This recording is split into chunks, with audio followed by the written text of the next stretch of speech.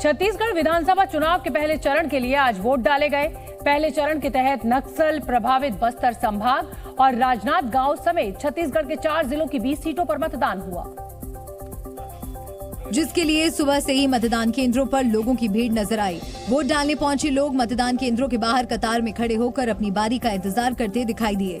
छत्तीसगढ़ के पूर्व सीएम और राजनांदगांव विधानसभा सीट से बीजेपी उम्मीदवार रमन सिंह ने वोट डालने से पहले पूजा की और फिर मतदान केंद्र के लिए रवाना हो गए।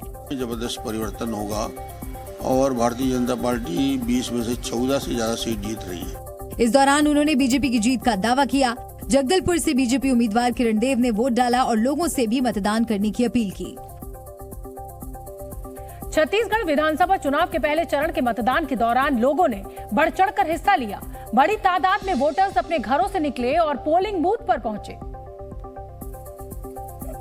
जिनकी तस्वीरें भी सामने आई। नक्सल प्रभावित इलाका सुकमा में लोगों में मतदान को लेकर काफी उत्साह दिखा। 100 साल की एक बुजुर्ग महिला स्कूटी पर सवार होकर मतदान केंद्र पहुंची और वोट डाला।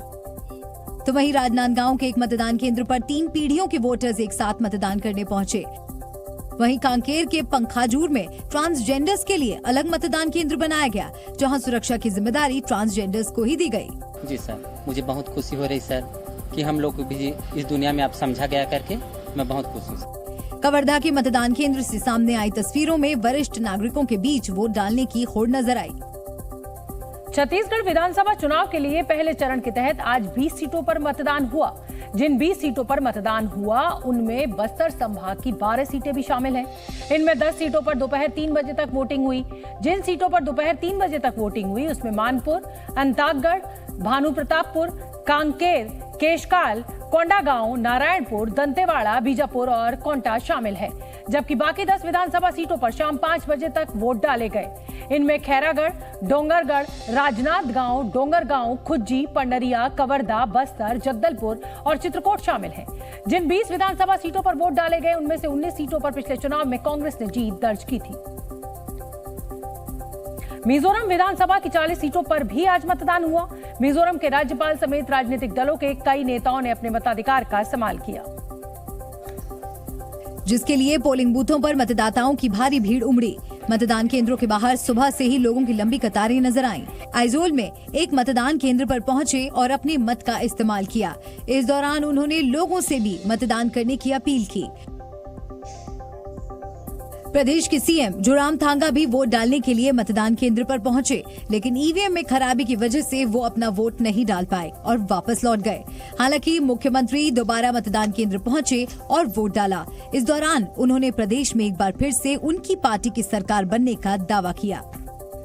मध्य प्रदेश विधानसभा के लिए चुनाव प्रचार जोरों पर है और इस बार के चुनाव में बाबाओं की भी काफी महत्वपूर्ण भूमिका रहने वाली है।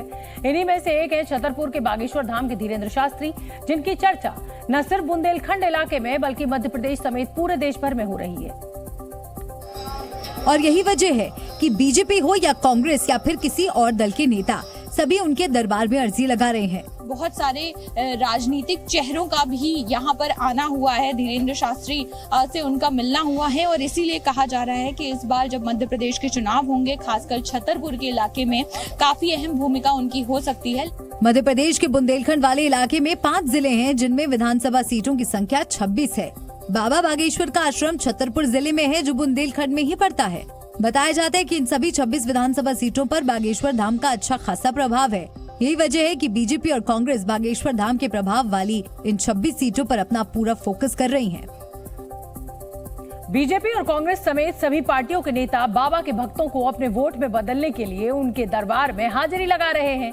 सभी दलों के नेता बाबा की पर्ची से समाधान चाहते हैं, क्योंकि बाबा के पास लाखों करोड़ों भक्तों का समर्थन है और नेताओं को बाबा के आशीर्वाद में अपना वोट बैंक नजर आ रहा है।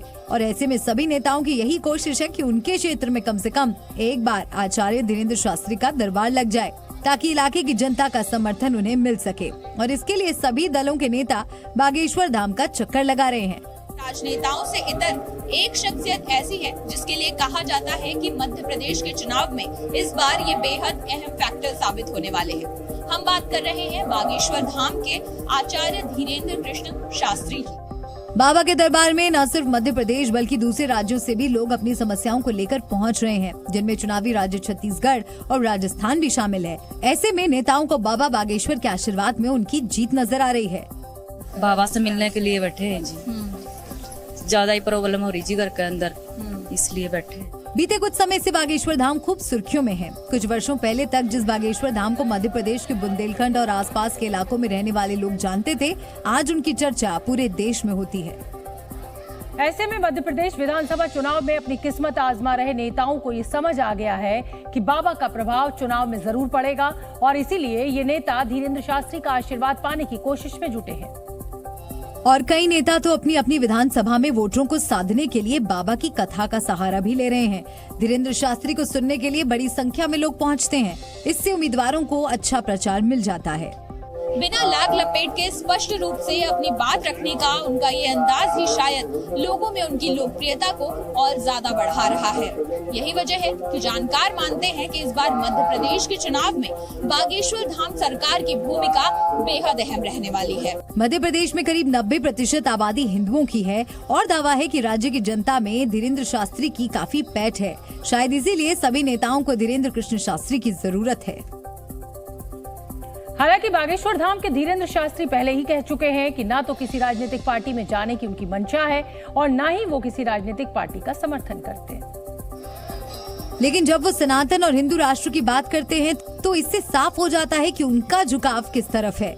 बीजेपी के कई नेता पहले से ही धीरेन्द्र शास्त्री के साथ नजर आते रहे हैं। अब कांग्रेस के नेता भी उनकी तारीफ करते और उनके साथ फोटो खिंचवाते नजर आते हैं। पिछले दिनों तो छिंदवाड़ा में कमलनाथ जी ने भी कराई थी, कांग्रेस वाले भी इनको बुलाते हैं। ये अलग बात है कि बाद में कमलनाथ जी खुद इस बात को कहने लगे कि हमने इनको बुलाया ही नहीं था। यानी कि जो कांग्रेस पहले धीरेन्द्र शास्त्री के कथित चमत्कारों को गुमराह करने वाली बताती थी, अब उसी पार्टी के नेता धीरेन्द्र शास्त्री की तारीफ करते नहीं थकते। इससे साफ हो जाता है कि सिर्फ छतरपुर ही नहीं बल्कि पूरे मध्य प्रदेश में धीरेन्द्र शास्त्री के प्रभाव का अंदाजा सभी राजनीतिक दलों को है और इसीलिए कांग्रेस के नेता हो या बीजेपी के, वो धीरेन्द्र शास्त्री को अपने यहाँ बुलाना चाहते हैं और प्रवचन कराना चाहते हैं। दिवाली से पहले प्रधानमंत्री नरेंद्र मोदी ने वोकल फॉर लोकल पर जोर दिया।